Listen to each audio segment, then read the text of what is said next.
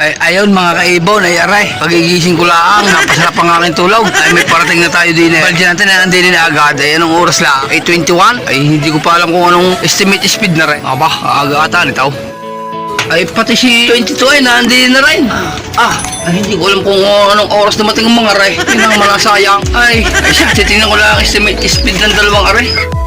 Ay, ayan na nga, ang speed ng dalawang aray. Ay, 1K plus ay. Hindi ko nakakita ang oras ng datay. Naniwala ka na, parang Dennis. Sabi ko sa iyo, White, bibili sa ring si 22 natin.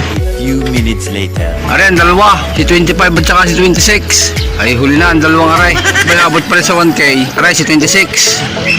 Ayun, si 25. Aba, may dagit pala akong isa, hindi akin iyon.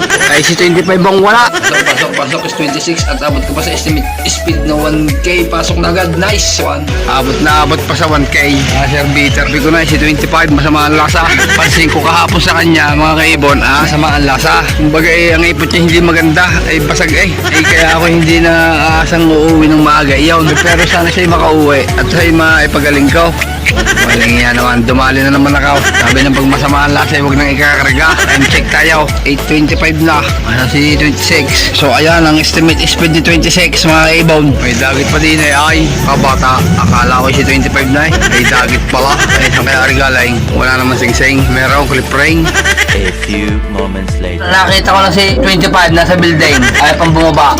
Few minutes later. Si 25 natin mga ibon. Sabi ko at mabagal eh. 8:36 na. Pero ayos lang at nakauwi. Akin muna paparecover agad. Basag ang ipot na rin kahapon. Tinama na. Ang pangit ng abangan natin. Hindi ko nabangan ng ayaw.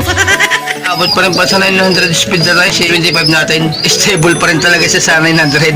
Ayan. Talaga nag-stable siya sa 900 Kagaling na rin si 22. May speed nga siya ng 1K eh. Kagagaling-galing lang sa sakit natin, no? Ayun nga lang, nakainom siya ng kagawi pang tubig. May pulot iyon, nakakalaman sa nakainom siguro na rin, patay tayo din eh. Baka rin magtay, huwag naman sana. Ba, 26, kabilis mo na ngayon ba? Ay, mabot ka rin sa 1K eh, no? Ba, ay, ayos din.